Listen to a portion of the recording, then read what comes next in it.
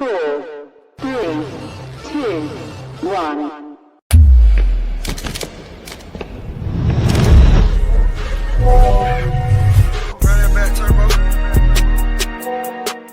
Hey, what?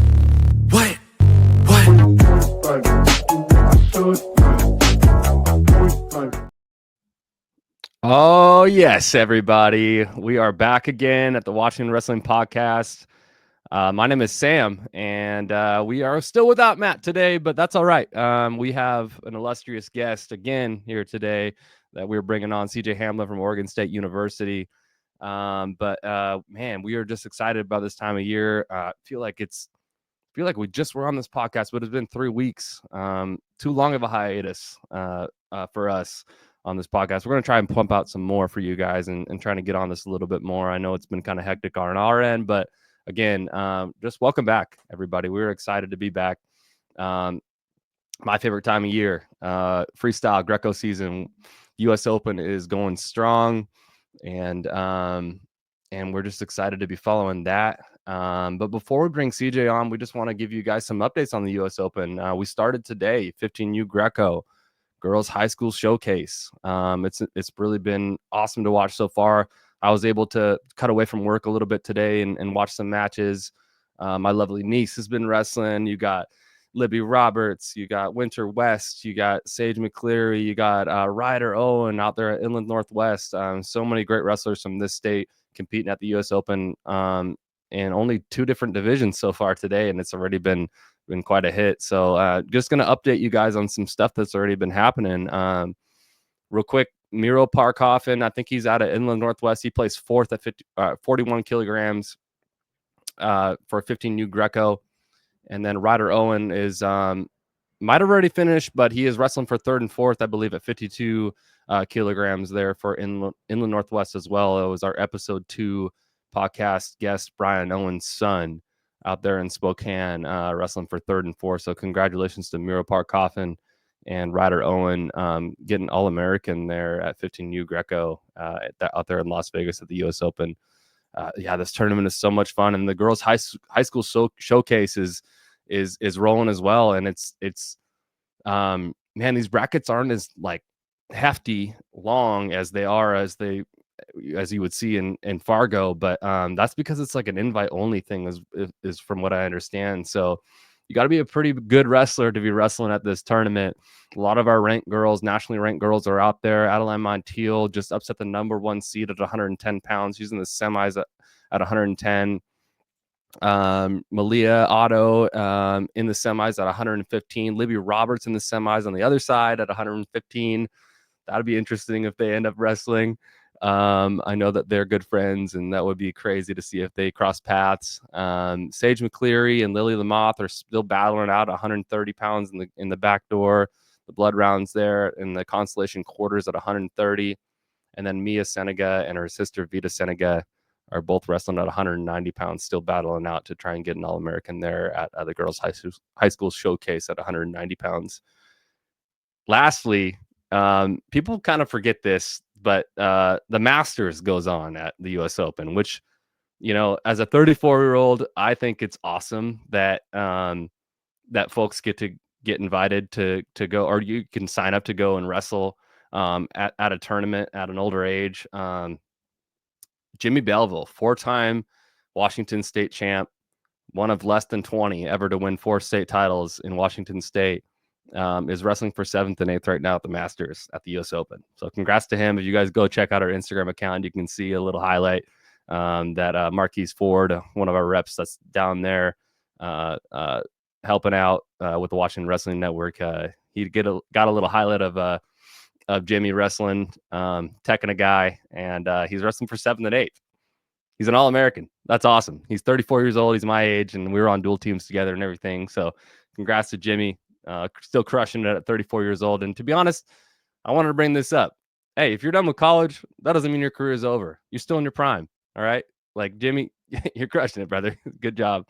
And he's still doing a fantastic job there representing our state at the Masters. And we're just excited to be following this tournament. We're excited to see where this is going all the way through Sunday, I believe. And lots of really, really fun wrestlers, cool competition coming up. Tons of ranked wrestlers. I don't know if you guys saw that we posted today. A lot of the seeded wrestlers that we had wrestling at this tournament, and yeah, we're just excited to be following you guys and cheering on our Washington wrestlers, as hoping that you guys get as far as you can go, and we're rooting you on from back home. So without further ado, we're going to bring on our guest, Oregon State starter, Washington legend, 3-time state champion, CJ Hamblin. Welcome to the Hey, podcast. how you doing, man? Doing good, man. Good, man. Feeling great. That's awesome, man. Well, welcome, man. We've had you on our list for a long time. I feel like we kind of do this to our guests, and it's true. Like, we invited you on while you were going during the NCAA season, and you respectfully declined. You were saying, "Hey, like, I'm in the zone. I'm locked. I really don't want to have any distractions right now." And I was like, "Hey, dude, no problem. Like, let's lock in and go for what we want." And now the season's over, and you're coming on the podcast. We just thank you for coming on, man. And just want to ask you, where you at? Are you in Corvallis right now, or what are we? I'm actually in Corvallis right now. I just got back a couple of days ago from Easter. I got to go home for like 2 days on the weekend, and I'm in Corvallis now. That's awesome. And you said that we tried to schedule this the right time because you just got done with a practice. Talk about that. Talk about what you've been doing today. Today we just got in. We actually have those U.S. Open guys, so we just been training. We just kind of, I mean, usually what practice is off season, we're gonna go in there, we're gonna play a bunch of dodgeball before, we got to, and then we're gonna get some drilling in, and then we had a circuit right after. So that's like a regular day, or maybe not a circuit, but a lift later or something like that. But that's what we usually end up doing. That's awesome, man. So the U.S. Open guys, I think there's like 5 or so that are from Oregon State that are wrestling out there. So you got those guys prepped up and ready to go. Why aren't you wrestling at the tournament? Because I'm getting ready for U23s.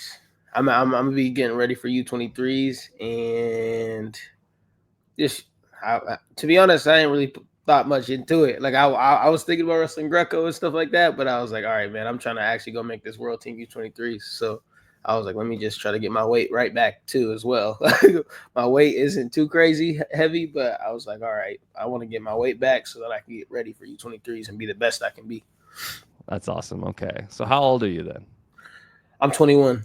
You're 21. So you wouldn't have made U20s. Okay. So but as seniors, I don't really, you gotta educate me on this. So could you have wrestled seniors at the US Open? I could have wrestled seniors, but it was just one of those things where it's like, I was like, man, I could, but I was like, do you think I'm ready right now to go out there and just go scrap all those big guys? I feel like I can, but the coaches were like, nah, let's go to U23s. So okay. I was like, all right, cool. Game plan. Yeah. Listen to the coaches. I love it. Yeah. Well, we do this with every podcast guest that we have. And it's one of my favorite things to do because we don't bring on anybody. We bring on the best. And that's why we do it. We love all our Washington wrestlers, but we bring on the best Washington wrestlers, the best from our roots and everything. So I'm going to run down your credentials here real quick. 3-time state champion from two-time state champion from Seton Catholic High School, and then 1 time from Mountain View High School. So a couple 1A titles, a 3A title. First state champion in Seton Catholic history. Not a long history, but you got the first one there. That's awesome. And then you got a couple Fargo All-Americans there, 1 in freestyle, 1 in Greco. Great job. 2025 Pac-12 runner-up, and then 2025 NCAA qualifier. And the only this is somebody in the comments, you can correct me if I'm wrong. I'm pretty sure you're the only Washington wrestler to qualify for the Division I NCAA Nationals in 2025, as far as I understand. So we were following you here pretty close, man. That's why we wanted to have you on the podcast earlier, but you're like, no, I'm locked in. So all good, man. Congrats to your success, man, and everything that you've been doing. And I just want to start with, this is kind of how we start our podcast as well. It's just like, how'd you start, man? Like what got you into wrestling at a young age? Actually, what got me in wrestling is, being from Vancouver, Washington, like my mom had a real strong upbringing with me and my dad. Like my mom was like, we gonna go to church, he gonna be cleaning and he gonna play sports, but first he got to be cleaning first. Like he got to do all that stuff before he goes and does those activities. So I was about 4 years old, could barely walk and chew bubble gum. I'm not gonna lie. And I was a little plump. And my coach ended up being my coach for a very long time, Damon McPherson. He goes up to my parents at church. He was just a visitor and was like, "Hey, have you ever thought about having him wrestle?" And you know me, I'm 4 years old. I'm probably like my head is humongous. Like you know what I mean? I'm a big kid. And I'm like, sure, why not? So then we came to the practice and we had 8 kids at Heritage High School. And that was how basically I started wrestling. And then the rest of history. That's fantastic, man. Yeah, Coach McPherson has been around for a long time, man. I remember him. Oh yeah. He was at Heritage High School, I think, back in the day when I was wrestling, and now he's at Escao. Is it Escao? Am I saying that right? You are Escao. indeed. Yeah, yes, sir. Yeah, that's awesome, man. Yeah, that's cool that, look, man, you can just find somebody like that, and then that's Yes. what it takes, man. And we just pass the buck down to the next generation, and good for Coach McPherson for doing that. So, what was life like growing up in Vancouver? And what it sounds like it was at Escao, Yeah. exclusively, or were you bopping around other different clubs, or how did that work? Oh yeah, no, I was straight at scale, and there was nothing like wrong about other clubs, but it was just one of those things where it was family. Like it was Coach Damon McPherson that started the club, but I also had a coach named Maka Foster, which he's my uncle, but I consider both of them my uncles, and I just as soon as I got there, you know what I mean, like they took all of us under their wing, and it was just one of those things where, like. I was like, this is where I need to be, and especially being like, you know what I mean, I'm a minority, I'm a black man, and my mom hadn't seen in Vancouver like a black man that she could be able to like trust and be able to see develop me and teach me how to grow up and be a man, and that's how I ended up. They felt like that was the perfect way for me to keep, you know what I mean, to keep my level headed because I was a hothead, you know me, I don't like to lose in anything. I'll wrestle a baby, so. You could just tell my mom loved him, and then my dad loved him, and then they just worked together perfect. That's awesome, man. I love that, man. Yeah, wrestling changes everything, man. It doesn't it? Like it's just, you get you get pulled in by this sport, and it's a blessing for all of us, and it sounds like it was for you. I mean, this was the next question on my show sheet, but it was who influenced you at a young age? I think I already know this answer, but was there anybody else besides Coach McPherson that influenced you? Yeah, for sure. Coach Damon McPherson and Coach Donnie McPherson for sure. And just I feel like I learned that from like wrestling. I learned I learned a lot from them, but like for sure what kept me going was my dad, my mom. They kept me going to wrestling because I feel like all kids in wrestling, because wrestling's hard. It's like when you hit 5 years into wrestling and you're 9 years old, and you're like, I don't want to play. I want to play football. I don't want to wrestle no more, But luckily, to my parents and my coaches, I had a really good foundation around me to help me keep wrestling. That's awesome. Hey, I'm gonna take a real quick break here, right quick. I forgot to do this at the beginning of our podcast, but I want to give a shout out to our sponsor. I'm wearing the Westbrook hoodie right now. Actor Marks has been actually absolutely fantastic to us, and we were super excited about this film coming up in November. And I just want to play this quick clip for everybody.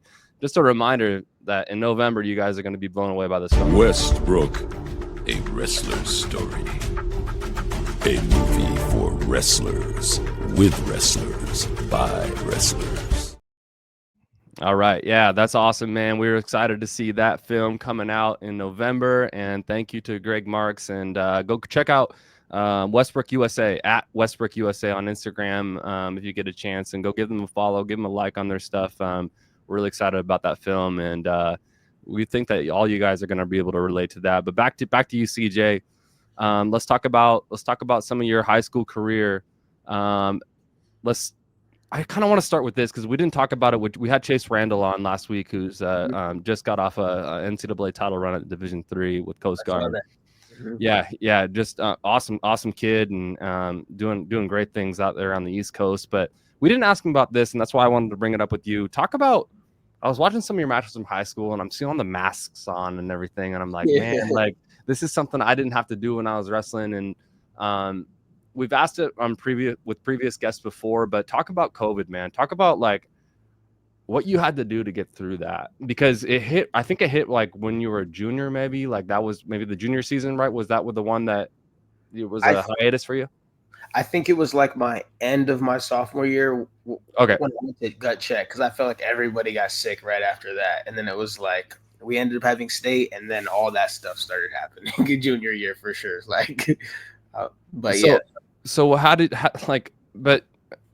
so sophomore year, you weren't able to wrestle at state, correct? Sophomore year, I was able to, I think is when like they thought it was COVID. And then, but it wasn't COVID yet.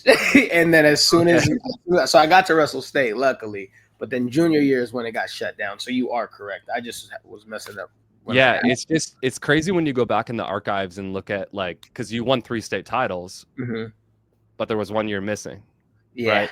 So it's like, I mean, my heart hurts for people like you who are like, you know, you want to have your name etched in, you got to have a little asterisk by your name now, which everybody understands, you know, it's like, it's not, you know, it's everybody understands that that's what happened. But talk about when that happened, how you were able to continue your training, because you ended up still winning a state title your senior year. How were you able to get through that, that whole process? To be honest, that was a really rough time for me. Like, it was just one of those things where I was just going through stuff with like my family even. So like that was pretty much, wrestling was kind of like the only thing I thought I had at the time. Like, it was one of those things where I was like, all right, if I need to get away, like this is the only thing, this is my outlet. Because keep in mind, like I wasn't necessarily allowed to date super much. I wasn't hanging out with nobody. I wasn't, you know, I did kind of force a girlfriend when I hit junior year because I was like, we're in COVID, you know, but it was one of those things where I felt like I said, I had such a good like foundation with my other coaches and stuff like that, where I had friends, for instance, Jason Wilcox, he was a 2-time finalist, I believe. I would go over to his house every day and me and him would just go in his house. Or Abel Nava, he'd come over all the way from Yakima. He'd come out there and we'd wrestle in our house. Even Jaden, we have a guy, he wrestled at Davis, I think. Jaden, I forgot his last name. But they all used to come over because, you know, it wasn't like we were just walking in the wrestling room. We weren't doing none of that. So it's just one of those things where I felt like if I didn't have that, I would have definitely like chose a different route. And I feel like a lot of our guys actually have talked about that too on our team, is where COVID, it was like, dang man, like it was rough, but like I feel like because I had those people that they had a big enough house where I could go train, and a lot of people didn't have that. So that's why I'm so blessed I was able to do that during that time, because I don't know where I didn't. Yeah, man, that's awesome. That's great to hear. I mean, I feel like wrestlers were built for COVID regardless, but like you had to find a way, you had to find people, and you did it. And you know, this is going to be funny when we're doing this podcast and covering this stuff, you know, years from now, we're going to look back on like you and Chase Randall and Abel Nava and all those guys that like, it's like, dang dude, they got snubbed, bro. And like, oh man, it's brutal. But anyways, that's awesome to hear. That's the bad. You know, that's the bad of high school. What was the good? Like, talk about some of your core memories from high school. Talk about some of the best memories, other than winning state, you know, some of the best memories that you had from your high school wrestling experience. What I would say, man, is just easily, like, this is easy for me. Like, whenever we had national camps where, like, we'd go down where it was, like, on the border of Idaho, and we just train, and I'd be with all my guys. And this could be schoolboy, this could be cadets, this could be, like, it was just one of those times where, like, I felt like my group, we were so connected. Because you know how you said basically there's a bunch of guys that couldn't get a 4-time. For instance, even Quavelli, all those guys. We grew up going to camps together, like going to all these like national camps, and it was just such a fun time. Like I miss those days. Yeah. It was things where I could just be free with my buddies and I can mess around, you know, your parents aren't around. So you're just messing around. Just, I miss that the most. Like that was so fun to me, especially even just Fargo. After Fargo, our last day there, we're just messing around, just out super late, and we don't know what we're doing. We're 15, 16 years old, but we're just going out having fun. So I miss that probably for sure. That was my funnest. Yeah, you got to find those connections. You got to find those people that, you know, are doing the same thing that you're doing, Yes. and connect with them. That's great, brother. How about some of the coaches in high school? So you went from Seton Catholic to Mountain View. We got a comment right here. CJ, what up? That's from, I don't know how, I can't pronounce that name. Sorry, guys. Yeah, you do Big fan, obviously. Oh, that's a lot of exclamation points. But talk about your coaches in high school, man. You went from Seton Catholic. Am I right? You had a year off, and then you went to Mountain View. Is that correct? Yes, I had 2 years there. Actually, no, I think I went there for 3 years. Yeah, but yeah, 3 years Seton Catholic, and then I transferred my senior year. Okay. What about your coaches, man? Talk about them. Coach, you know, once again, because I got a blessed family and foundation. My coach in high school was Damon McPherson. He ended up actually planting his church at the school I went to for a year. No way.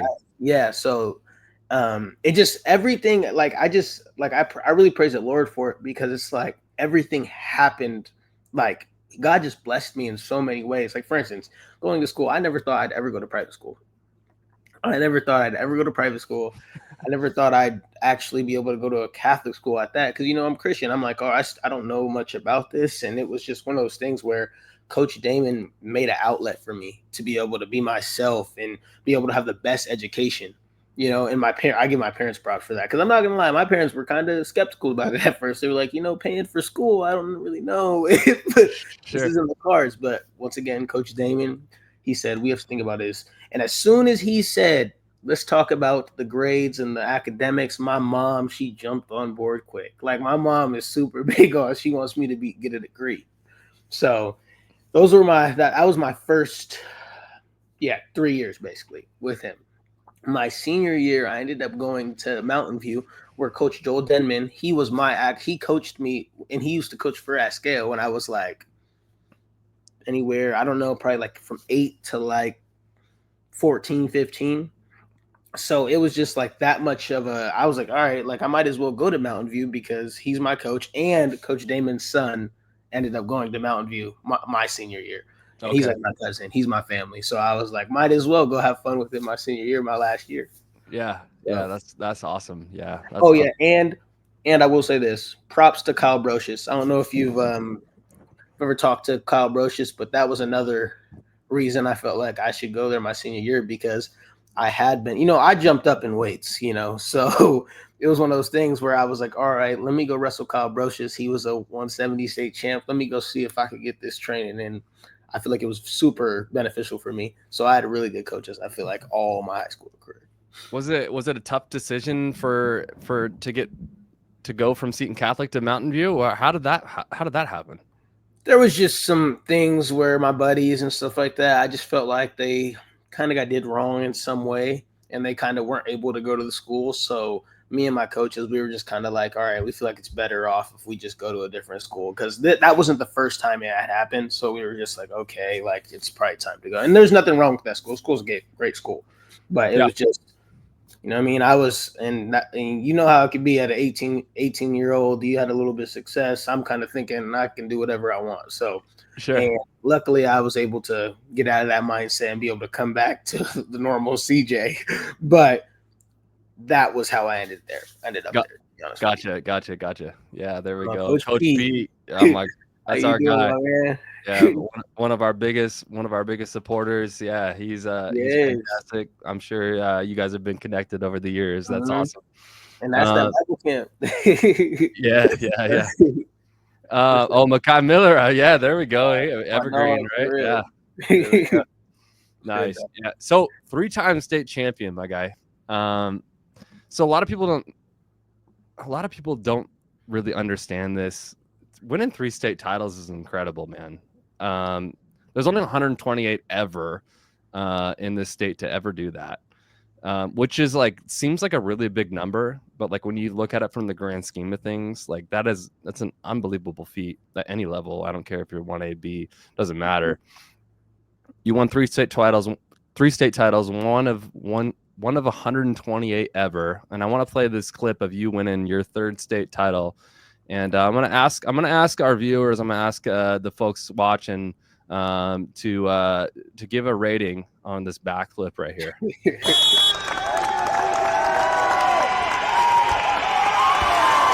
That's clean.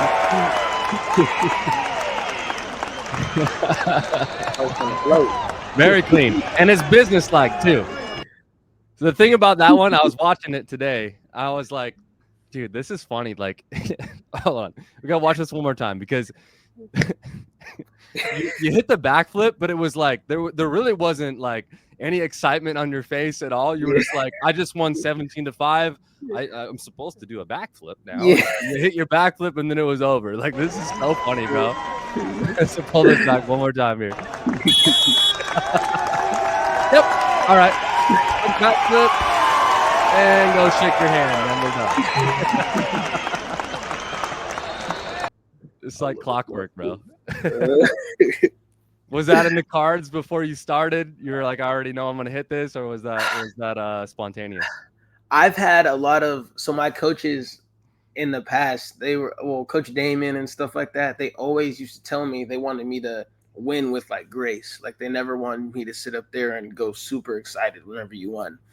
And so I took that into everyday life. Like I really did. But Coach Donnie Mack, right? I never grew up with any of my grandpas on either of my sides. So like he is basically like my grandpa. Like I took him, like he's like my grandpa now. And keep in mind, he comes up to me right before my match in a purple suit, all purple suit, suede purple suit. He's always wearing those suits. You know how he be. And he's just like, hey, CJ, go out with the bang, man. And once you win, hit that backflip. And I was like, Coach, like we talked about not ever doing this, not ever doing it. He was like, nope, now's the time. And I was like, all right, cool. Yeah. Coach Peak is with the 10. I did too. Hey, that was a clean backflip. Clean backflip, my guy.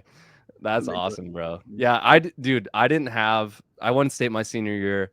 Didn't win 3 like you, but like I remember like just the visceral reaction. I didn't have anything planned, but like, yeah, man, you have to celebrate.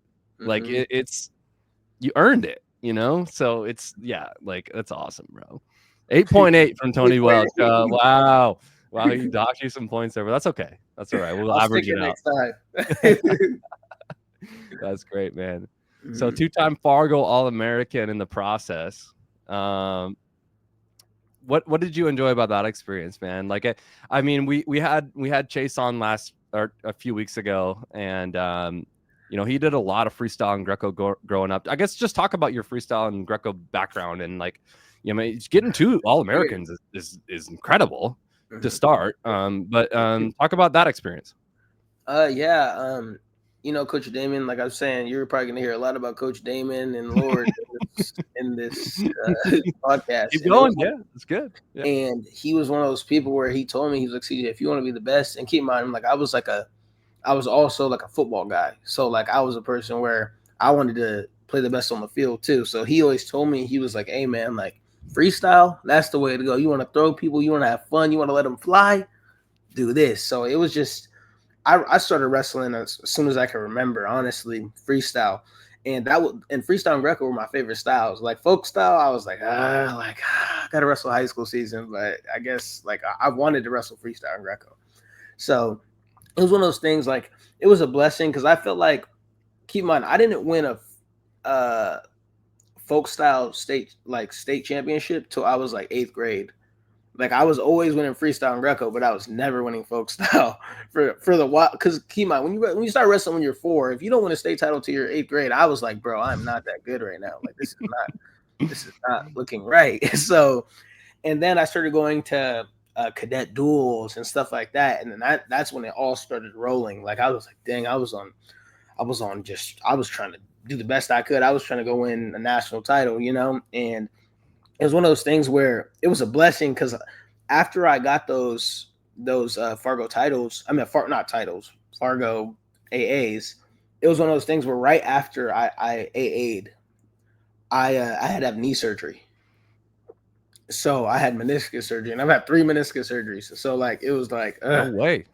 So I had my first one, and I was like, bro, and that's so that's why I feel like when people saw me starting to get bigger, it was because I was having those knee surgeries, and I did not know how to like keep my weight down and stuff like that. And that's why I feel it's like hard.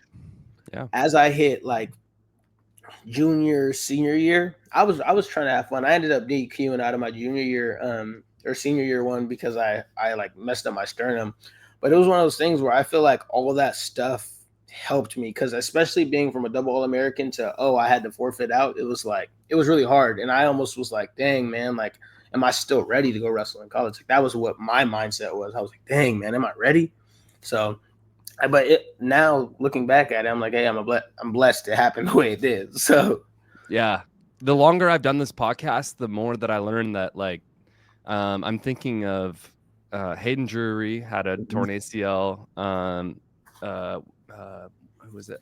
Chase 3 weeks ago. He planted or whatever at Tri-State. He dislocated his elbow. Like it's not it's not an unfamiliar foe to to wrestling, bro. Like I mean, we've all gone through it. Luckily I didn't have to do it. Nothing very severe where I was out for a long time, but give us some insight on that. How did you said talk about your injuries and how you overcame those? I broke my wrists, but I started off younger, and I used to just always hurt my knees. Like I think I had my first sprain when I was probably like 7 or 8 years old. Like I just, coach always tells you keep your laces down, and what I can tell everybody is keep your laces down. When your ankles go out, it hurts. You're gonna be ending up screaming in the hospital. Yeah. And sooner or later, I had my first real knee injury probably when I was like 8th grade. I was standing up on like a little like cutaway, and the guy just kind of jumped back, and I went straight over my knee. And I was on crutches for probably like a week or something like that. And it was like, okay, like I'm okay. But then a lot of people don't know this about the first time I went to Fargo. When I went to Fargo, I had a torn meniscus for like 4 months.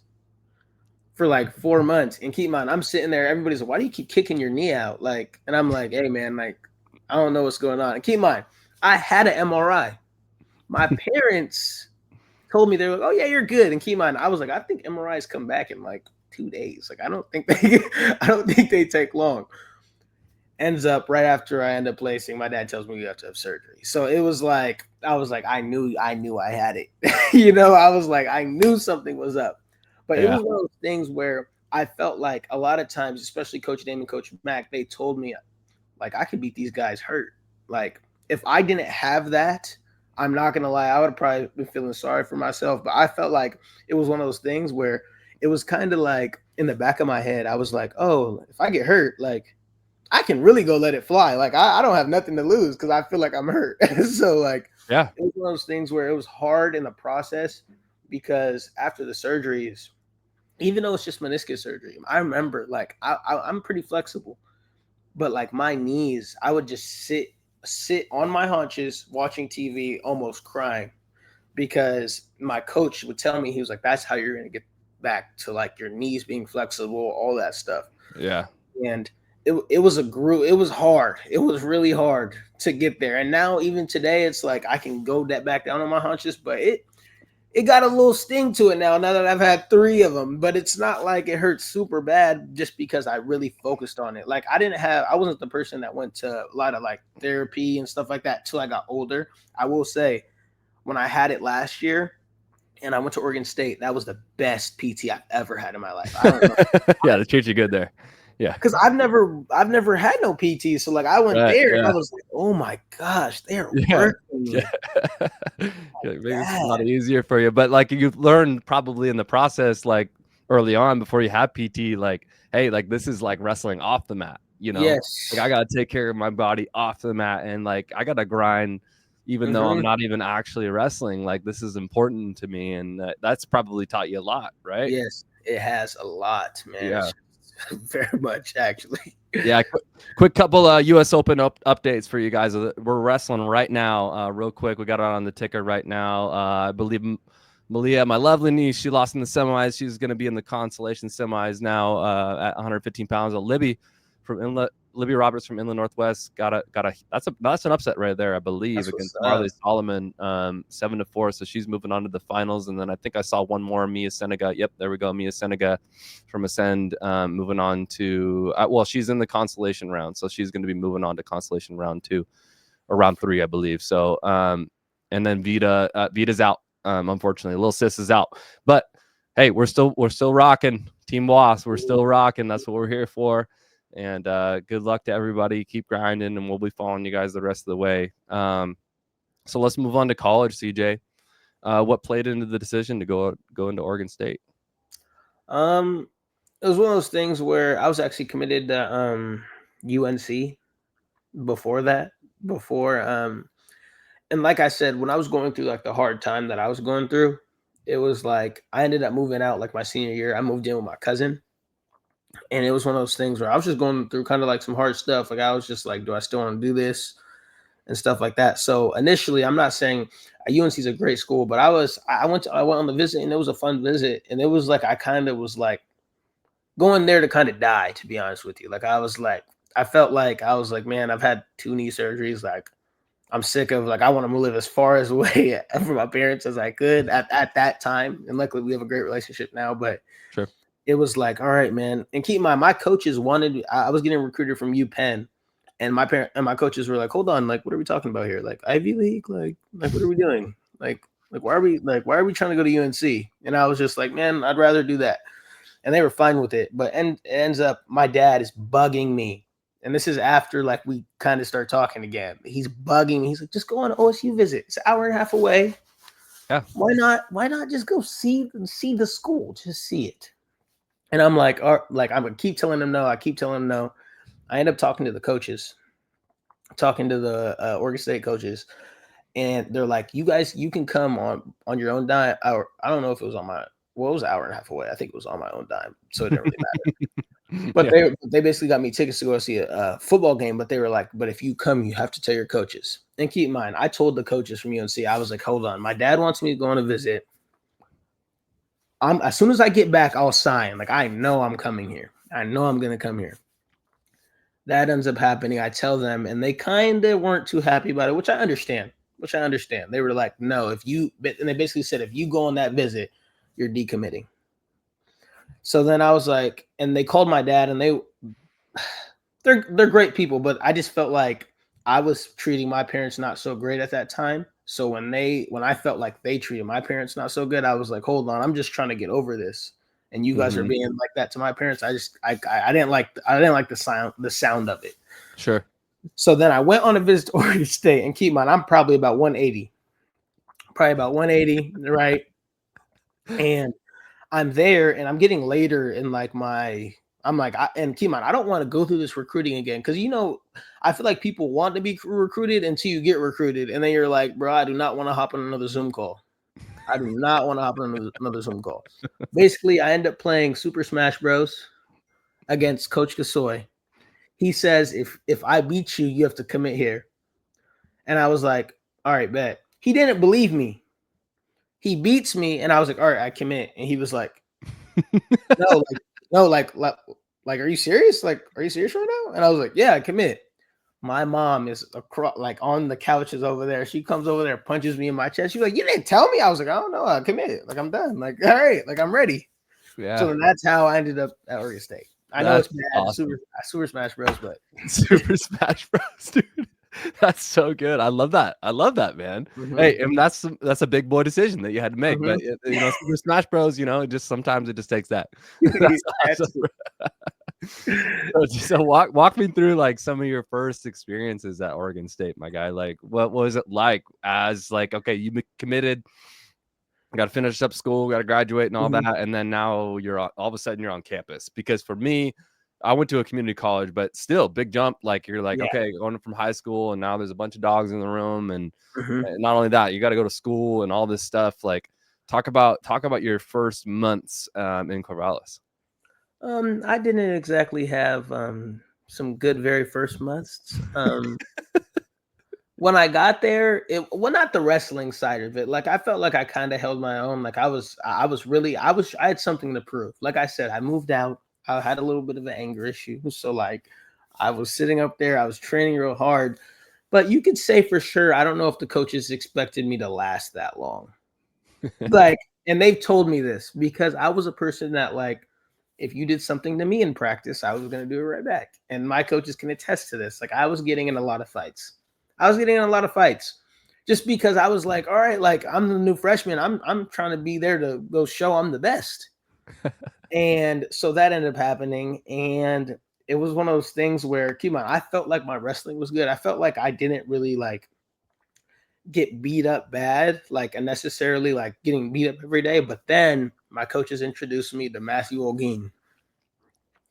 Matthew Olguin's a California. I think he won 2 state titles in California. Okay. He tore his ACL last year at like the end of the season. When I mean that dude would put it on me. He would put it on me. That's the one time I could say when I got to college, he would just beat me to shreds. Like he would just, and keep in mind, have a smile on his face after. Like he had no animosity towards me or anything. Like it was one of those things where I felt like as soon as I got to college, I was like, oh yeah, I'm beating everybody. He was the one person where it was a struggle. Like I think I've took him down one time to this day. One time, and I saltoed him. And if Olga sees this, no, I said it. I saltoed him one time, and after that, he beat me up the rest of practice. So you could say I had a little rough beginning there. But now I love it here. That's awesome. Talk about the coaches. Talk about the people who influenced you there from beginning. You redshirted your first year there, but I think of Roden and forgive me, I'm blanking on your guys' head coach's name right now. Chris Pendleton, and who's a little bald guy? Angle, yeah. And we had Kayla on, yeah. So Angle, Roden, Pendleton. Talk about them. What I could say is, I feel like Coach P is a person that's very like misunderstood. Like he's one of those guys that, you know what I mean? He's one of those guys he's not the person that's just going to talk your ear off unless he got something to say. And it's one of those things where I feel like he told me what I learned from him is like, he's going to give it to you straight every time, every time. Yeah. And you can't get your feelings hurt. And that's where I fell into. I would get my feelings hurt. Like, man, bro, why are you always trying to, and yeah, it was one of those things where now we have a good relationship. Now, like, I trust him for sure. But what I would say who has like the person that helps me a lot is Josh Roden, one, and Corey Crooks. I don't know. Corey Crooks is a person that I feel like nobody really hears about because he's like the underground kind of coach. He's 27 years old. He actually Coach P coached him at ASU, and he went to Oregon State for his year. And I could just say, like, for instance, Corey's a guy where he's just same exact as Coach P. He's not gonna say much. He's gonna mumble. He's that guy, but when he's talking about wrestling, he knows what he's talking about. And I feel like Josh Roden is one of those guys that he just makes you want to wrestle for him. Makes you want to be the best. Like I'm sure you guys have seen him on the mat. He's on the mat with you, brother, dude. I wrestled at Highline before they cut their program, and he was at Clackamas at the time, and I was watching him from the other side, and I was like, we hated Clackamas. Like we were both Highline and Clackamas were ranked like in the top 5 in the nation, and like we had a squad. But I remember watching Coach Roden from the other side and being like, dude, I hate that guy, but if I was wrestling for him, like I would love it, bro. You know what I'm saying? I was like, yeah, that guy has your back, dude. Like I just like, so now that I see him at Oregon State, it's kind of like fizzled out a little bit, and I'm like, it'd be great to have him on the podcast or Coach Pendleton or something like that. But that's great to hear, man. Yeah, it sounds like you guys have a really good support system, and we talked about this with Brandon Kaler too. The coaches there just seem like it's just like a really, really good squad of coaches, and they're treating you guys well. And even though you went through a hard time there in your transition, everybody goes through a hard time when they're going from high school to college, but they took care of you. And now you're an NCAA qualifier, and you're improving every single year. And I'm just ecstatic about the Oregon State program right now, man. It's humming, and I think it's going to continue to grow. Talk about some of the some of the wrestlers early on, I guess, that you gravitated towards. I know we had BK on the podcast. Yep. He's older than you. Did you have any connection with him, or was there other wrestlers on the squad that you were just like, I mean, sometimes you gravitate towards people that are in the dorms with you or whatever, like, or just like incoming freshmen at the same time. Talk about some of the guys that were there early on when you started. I was kind of like the younger guy that hung out with like the older guys, kind of like, for instance, JJ Dixon. That was my dude. Devin Turner. Those were my dude. Yeah, those guys were like real close to me. Actually, funny story about BK. When I first met BK, I did not like him. It was because we were coaching against different guys. And I was like, man, I don't want to see this guy. Like, I'm like probably like a sophomore. I'm like, man, forget this guy, man. And then you get to college and you're like, dang, man, like he's a really great dude. Like, it's like, dang, man. Like, and also what I could say is like, I was friends with, like I said, those older guys, but what I will say is I feel like genuinely my class, we are probably like the closest, like out of any other class. Like, sure. Like we just have, I feel like as soon as we got to school, we were the class that were going out as freshmen, messing around and seeing the city and stuff like that. And I'm really blessed to be in that, like to have that. Cause I felt like sometimes we only have 3 freshmen. 4 freshmen. We had, I think, 8 to start.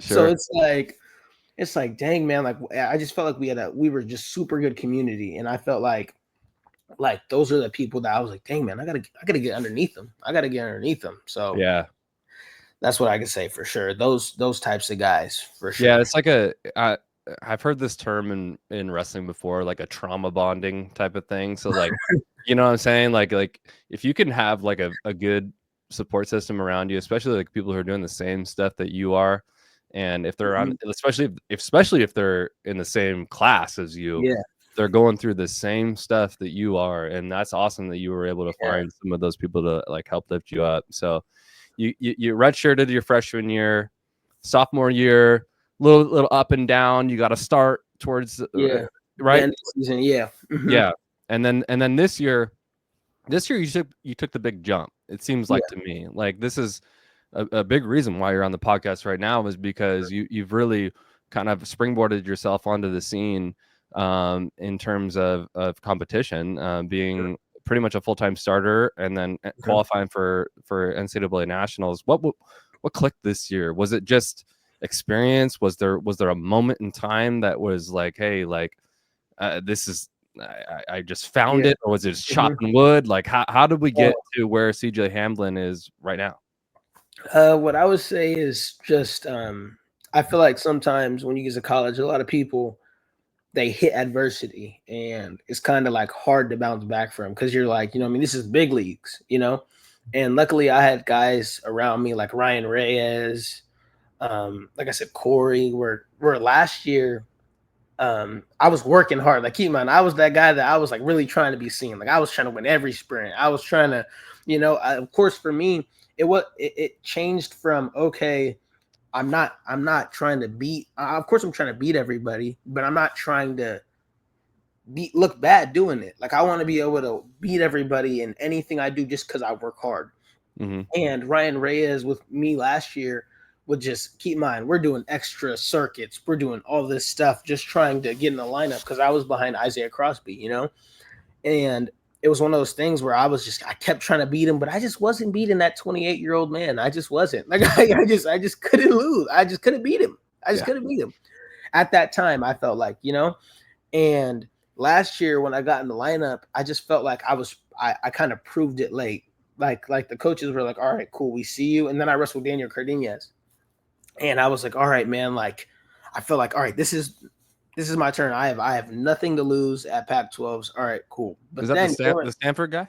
Yeah. Okay. Yeah, I wrestled him my first duel, and then I was just wrestled Pac-12s, and I ended up losing to, I went 1-2, but it was one of those things where I felt like I wrestled well, but I just didn't have that experience. Sure. This year, it was one of those things where I lost the wrestle off to Ethan Styles. I lost in overtime, and it was one of those things where, like I said, Ryan Reyes called me. He was like, hey, CJ, like, how are you feeling with everything? And to be honest, I was like, man, I'm kind of down. Like this is my 3rd year and I feel like I should be the starter, but I'm sitting up here and I can't get to the hump yet. And he looked at me and he just said, hey man, remember all that stuff we talked about before? He was like, CJ, we get better every single time. Whenever people hit adversity, you stop, you keep going. And he kind of reminded me of, okay, like I just can't do this. So then I just got in the room and I was just grinding. And keep in mind, after I wrestled the wrestle off, they basically said we had to wrestle off again at, I think it was Navy. And I went like 1 and 2. And I was like, bro, like I thought I was ready. I thought I was ready.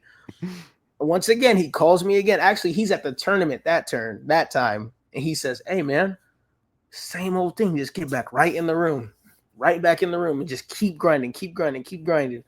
And then by that time, me and Coach P talk, and then some stuff kind of went on with Looted, which is Ethan Styles or me. And he was just like, all right, we're going to give you a chance. And for me, as soon as I got that chance, I was like, man, like, I got to go show it, And I felt like what helped me stylistically was Corey Crooks. He helped me to learn how to do stuff, but not do stuff, or just keep moving my feet, because I feel like sometimes I'm a person where whenever I'm wrestling, I'm just twitchy. I just be moving a lot, where now he gives me purpose. Everything's for a purpose now. And I felt like that's what got me to the point I'm at now. And I have so much further I feel like I can go, but it's like, I know this is the first hump to hopefully my greatness, man. I really well, good for you for getting over that, and good for your teammates for having your back on, and coaches for having your back on keeping grinding out. Because like, to me, watching this from a media perspective, I think I've realized like this, like the separation between even just like I don't want to say JV, but like second string and starter, and even like an NCAA qualifier, an All-American, and NCAA champ is not that far. Like it's pretty paper thin, and you have to continue to remind that for yourself. I believe I didn't go that far. I'm not in your shoes or anything like that, but that's just what I see it from the outside. But man, that's I love that story, brother. Like that's cool that you found the perseverance, to be honest, to be able to just push through. I want to show this clip of I think probably somewhere in this process. I don't know if it was before, during, or after, but this kind of went viral on Flow, and you got a good start here on against Cal State Bakersfield, I believe, on a varsity duel here. So let me play this real quick. Raining here in this first period. Oh, so some funk coming from CJ Hamblin. There's a takedown and some back points. 4 back points coming at least. Now he's looking for the pin. Looking for his first pin this year. He got him.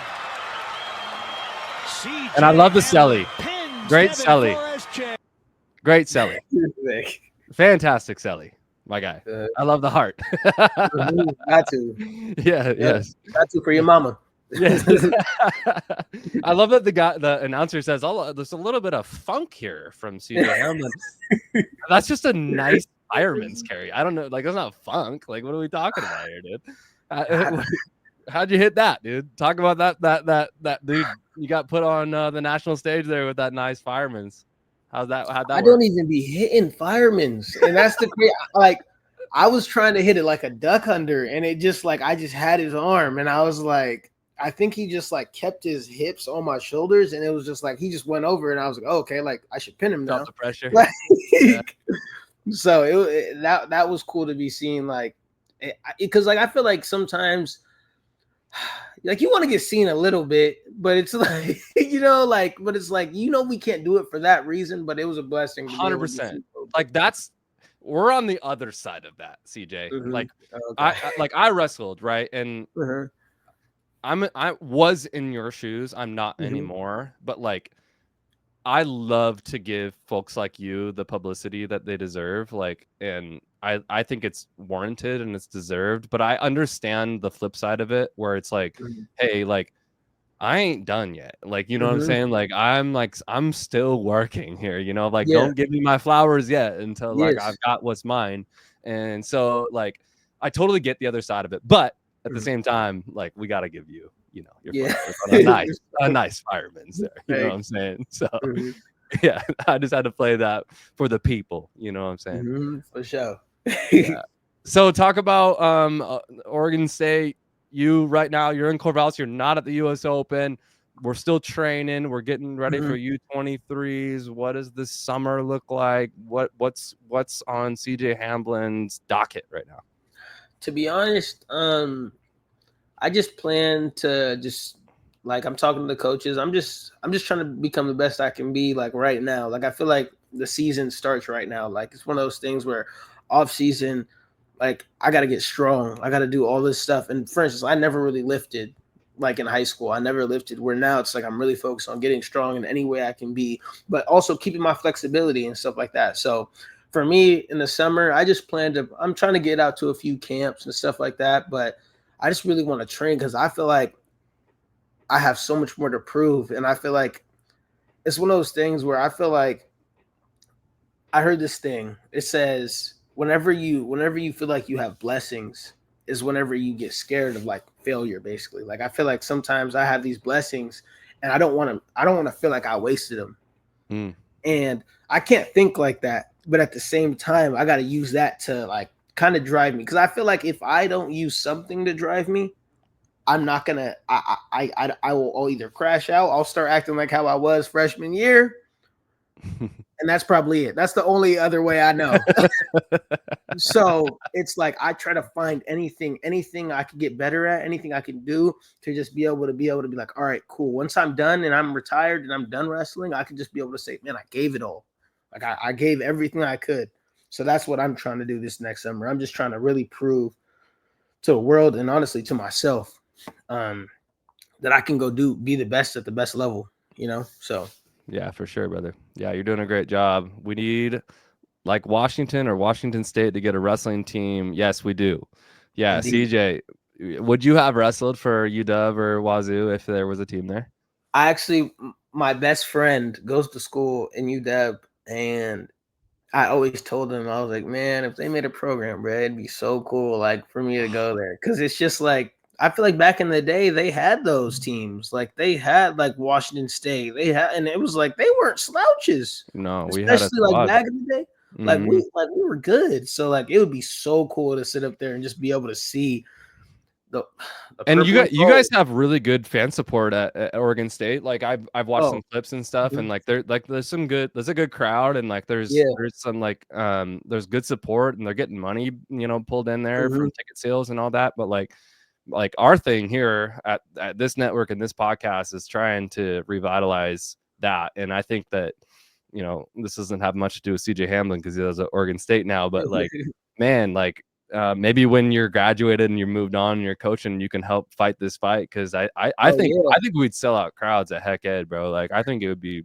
amazing, man. Cool. It would be cool. I just feel like you would bring I feel like we have so much to offer, like especially Washington. I feel like sometimes Washington, like we feel like we can't go, like for instance, people think they're football players or basketball, and there's nothing wrong with that. But I feel like if we had a college team, like think about all the kids wrestling all over Washington, like they would love to stay home and be able to wrestle Division I. Like they would love that. All you gotta do is look at the T-Dome and see the amount of people that come in and out of those doors. And it's just like, hey, like that's just scratching the surface. If you're able to like publicize it outside of like the general wrestling fan, anyways, yeah, that's a story for another day. But what are you studying? What are you studying at Oregon State, man? I'm actually a psych major. So interesting. Yeah, I'm a psychology major right now. Nice. So you're reading our minds over here. Yeah, I'm trying not to, but it's cool to learn about because I'm actually I'm looking into because I cut hair on the team. I be cutting hair. So, oh, really? Yeah, and my mom actually does hair. She's done hair since I was little. Like I was the person that had braids in my hair since I was little. So I'm thinking about either going into that or I'm thinking about going into firefighting. So those are kind of like the ones I'm like, I felt like I can get a psychology for both of them. Like I can, like, that's easy. Like I could talk to people all day and cut their hair, or I could just be a firefighter and be able to talk to people through their trauma or whatever they're going through. Nice. I'm glad that we've exchanged contact information, so I might be able to get hooked up with the barber. I got a Venezuelan guy down the street that is my barber, but he doesn't speak English, so it's kind of tough. Lie too. That's great. All right, we're gonna wrap up. We're gonna do some rapid fire fun stuff. This is how we usually end our shows. Just gonna give you some fun questions here, CJ. It's been a pleasure having you on, man. How about that? Like, tell me about the Oregon State squad. I'm trying to give some of our young wrestlers some reason to commit to Oregon State. Who's like the funniest guy, or like the class clown, or somebody who's at Oregon State that's just like, man, like this guy's always on. Sergio Montoya, Nash Singleton. Okay. And I would say this: Gage Singleton and Hunter Taylor. Oh, really? Wow, we got 4. They are these people. Let me tell you right now: Gage Singleton and Taylor, Hunter Taylor. Let me tell you right now: I live with them. Well, I live with Hunter Taylor. Him and Gage are like 2 peas in a pod. And if they are around you, you have to stay away because they have a name. All right, I'm gonna tell you their name. Sorry for my language. Their name is Jitlo Gang. That's Gage, and Eflatugan is their. They do everything together, and they are hilarious. I can say for sure. That's awesome. Yeah, I'm sure that I knew that was going to be like a layup question. Yeah. Is it 1 or 2 of the Singletons wrestling at US Open right now? Yes. Gage is going to wrestle at US Open. Mm-hmm. That's right. Okay. All right. We'll be following him a little bit. Oh, we got a private investigator here with a old school throwback picture. Who's this? That's your boy right there. That's Christopher right there. Christopher. There he is, young Chris. That is crazy. That forehead is humongous. Oh my god. Still got it too. Still got it. We gotta get you hooked up with one of those headgear with the forehead. Oh my gosh. But I think it's big enough where it just works. Like I just headbutt, you know what I mean? Like I don't really need that. Like that's great. Thanks for that, Trev. That's our background guy there. Nice. All right.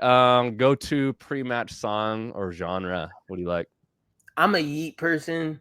I listen to Yeet talk, and I listen to him a lot before my matches, just because I feel like I have to get in that mode. Like I want to be loose, but I also want to be like, forget that guy. Like he's trying to come take my spot. So that for sure. Love it. All right. Best place to eat in Corvallis. What I would say for anybody that's not from Corvallis is probably Local Boys, just because it's just been there for so long. Like it's been there, and it's just like a little local Hawaiian spot. Right on. I love Hawaiian. That stuff. Mm-hmm. Nice. How about the funnest tournament or team tournament or anything that you went to as far as like Oregon State wrestling goes? Like when you're traveling as a team, like where you're like, hey, that was like a good memory. Like not as far as like success win or anything like that, but like, I mean, success helps for sure. Mm-hmm. Yeah. The dub or whatever, but like funnest experience that you had as an Oregon State wrestler, like traveling. Pac-12, my freshman year when I was redshirting, we went to Stanford, and that was the coolest I've ever been. Like I was like, oh my gosh, keep in mind, I'm not wrestling, but my guys, and that's the first year I think we won the Pac-12 in a low minute. So it was like Brandon was wrestling. We had Cleveland Belton, we have JJ, and it was just one of those things where as soon as we won, like it went crazy. And we had guys that drove down to Cali just to watch it. So I would say that was the funnest. Like it was super fun. Like it was a good time, especially because I wasn't wrestling. I didn't have no stress. Like I had no stress at all. Like I was just a practice dummy. So I was like, oh yeah, this is fun. That's dope. Nice. Walter Rick says, let's go, CJ, generational talent. Let's go, Walter. Thank you for the comment, brother. CJ, hey, Tony Welch, 100% fear kills more dreams than any opponent you'll ever face. That's the resistance that we have to work through. I'm proud of you for recognizing that. That's awesome, man. Thank you, Tony, for the comment. Yeah, man. Hey, we're following you. And we're not going to stop following you until you're done. And we wish you the best, man. We got an off season coming up, but we're really excited to watch your next season here at Oregon State, and keep putting on for Washington, brother. And it's really fun to watch. And thank you. we want to encourage the younger generation. That's why we have these college wrestlers on, and you're a success story, and we just wish you the best on all your endeavors and in life. You know, it doesn't have to be wrestling, and wrestling isn't life, you know, but you know, I'm sure you've learned a lot, and you've had great experiences there, but yeah, don't be a stranger, man. And for sure, man. Hopefully we can have the same thing next year when I win that national title. Attaboy. Yes, sir. That's the mentality. Let's go. Yeah. All right, man. Well, we're gonna bring on. We're gonna recap this with some more U.S. Open stuff, but we're gonna bring you off stage. But we just appreciate you coming on, brother. Appreciate you. Thank you, everyone. All right, man. Go. Appreciate you, CJ. All right, that was CJ Hamblin, legend, man. That was super fun. Second Oregon State wrestler that we've had on the podcast, but an active Oregon State wrestler from the state of Washington. Really, really cool to hear his experiences there growing up in the Vancouver area. And it sounds like he's got a bright future still ahead of his college career. And we're just excited to see what he continues to do. But yeah, we've got some stuff on the ticker. We're still following the U.S. Open, and we would love to continue to do that. And I think we got somebody in the background here from the U.S. Open here. We got our satellite reporter, Marquis Ford. There he is. Can you hear us? I can hear you perfectly fine. Can you hear me? Is the mic up there? You know, I gotta be ready. Yes, sir. Yeah, cool. We're doing good. Where are you at, Marquis? You in the hotel? I'm actually I'm at the MGM. I'm at the hotel right now. Greg Ford, the big brother, he down there with Gio right now. They downstairs doing a little gambling, but I'm up here, you know, because I had to get a part of this. I love it, man. Talk about your day. I know you flew in a little bit later through the first session, but talk about what your experience was like at the U.S. Open so far as a coach. Oh, yeah, for sure. I didn't get a lot of coaching in today. I got there kind of towards the middle of the first session. I got to catch Jimmy Belleville right at the beginning. I caught like 2 of his matches, and we go way back, so I had to get some footage of him. We grew up together, and so I was like, you know, it was an honor for me to be able to see him wrestle and come out of retirement just for that short little bit. I caught a few other wrestlers. I think Sadie Evans. I didn't get to see Libby or Malia, but I saw they're doing pretty good. Libby's in the semis. I know Malia fell short, just shy of getting to the semis. So I know they're doing good things. I think it was Mia Saninga. I think she was doing pretty well. I got a glimpse of her, but I didn't get any footage. But so far, the atmosphere is great. I saw James Green early on. Got to say hi to him. Who else? Sarah Hildebrandt. Saw her walking around casually. And so it's a great atmosphere so far. I'm enjoying it. That's awesome. Yeah, thanks for covering it for us, man. Yeah, it's cool having you a part of the team here, and you know we can't be everywhere at once, and Marquis has been just a blessing for us to be able to travel to some of these events. Obviously, as a coach, and he's covering his wrestlers for Ford Dynasty and doing great things for that club here in the state of Washington. But we're an entire state, and he's putting out some really great highlights for us. If you guys check out our Instagram, he is his Instagram handle for highlights is Master Self Highlights, and we usually do some collab posts with him. And yeah, you can see the Jimmy Belleville highlight that he just got today. Yeah. His match is where he teched the guy, and that's great, man. It's really fun because you're right around my generation, and heck yeah. And Jimmy, I think it was it Mat Rats that you guys were doing, or was it? Yeah, we were at Mat Rats, and I remember specifically, I think Jimmy used to go out there to Vision Quest, and I believe you were around at that same period of time going to Vision Quest as well. So I was like, we were in the same era. I remember Sam. Yeah. Yeah, that's awesome, man. Well, so Marquis is going to be covering the tournament as much as he can. Like we said, hey, do as much or as little as you want to. But he's got his camera and he's got his mics, and he's going to be covering the tournament for us as much or as little as he can.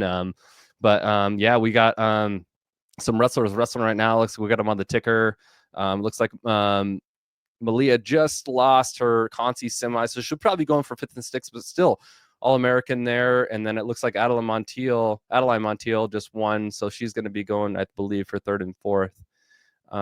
And then Mia Senega is still in it as well. So we're walking away with a few All-Americans on the ladies' side, which was just really cool because I don't think people think really, they don't really understand. Like, if you look at these brackets, they're kind of shorter, they're kind of smaller, but like this is a showcase tournament. This is not, you can't just sign up for this thing. You got to qualify for it. And so a lot of our women's wrestlers that are out there right now are top dogs, and they're fighting against the top dogs. And I believe they wrap up today. Marquise, is that right? I think they wrap up today. Yeah, I believe they do. All their Right. placing and everything is done today.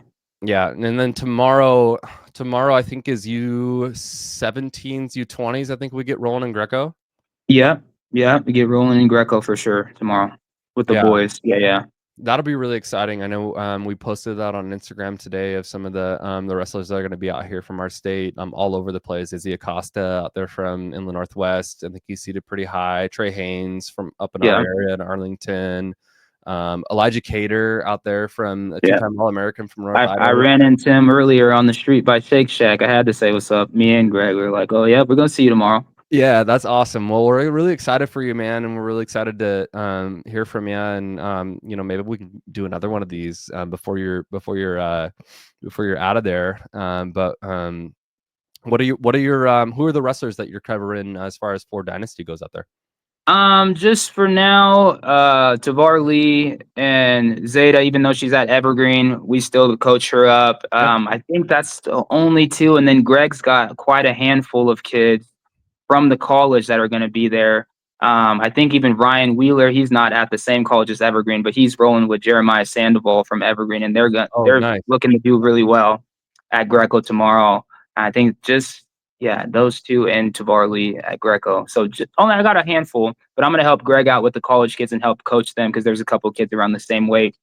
But yeah, it should be good. A lot of bodies getting thrown tomorrow. It should be nice. Yeah, I know it. Like Greco's, that's some good highlight stuff for you, man. Like, keep the camera on hand for Greco because that's when we definitely got to get some big throws. Throws for Washington. Throw of the day. We got to add that to Washington Wrestling Network. Yes, sir. Yeah, Tavar was one of our favorite wrestlers to cover this year. I wish Matt was here because that was one of his favorites. We watched him at Gut Check tear through that tournament, and then Zeta, fantastic, 3-time state champ from our state and on to Evergreen. And it's just so fun. Like I said, this is always my favorite time of year just because of it's kind of weird though. On USA Bracketing, they have them as clubs now at the US Open, when really, like, I had to sift through every single club instead of just going to Team Washington, when really it's like, hey, like we're still Team Washington. What are we doing? Yeah, exactly. I think they're only doing that for the girls showcase and the U15s. I think for the older, they're doing Team Washington. I'll recheck with you tomorrow, but I think they're doing that for the older. Gotcha. Well, that should be cool to watch. We're going to keep following it. We're going to keep in touch with you, man. And we wish you the best. Don't lose too much money on the blackjack table, and maybe tell Greg to wrap it up. Yeah, tell him too. It's a gamble. We can't. We're here to coach. yeah. We don't want to end up on the streets of the strip. Yeah, exactly. All right, Marquise, man. Appreciate you coming on, man. We'll stay in touch with you, and maybe we'll touch base with you again before you take off there. Yeah, for sure. We'll touch base, and I'll get some media to you. I'm looking forward to covering a lot of stuff and showcasing some things on the network. All right, Marquise. Take care, brother. All right. Yeah. All right, there's Marquise Ford Dynasty Wrestling Club, younger brother of Greg Ford, who was on the podcast early on when we had him on for Evergreen State College, who have a lot of really great recruits coming into that school here this coming year, and I'm really excited to see that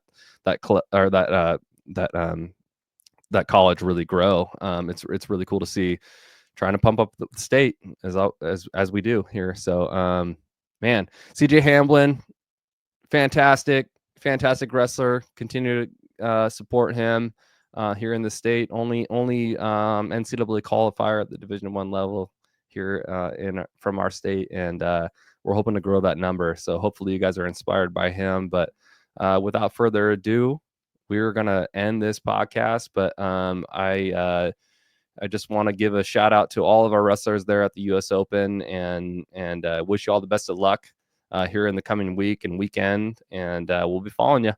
All right, peace. 4, 3, 2, 1.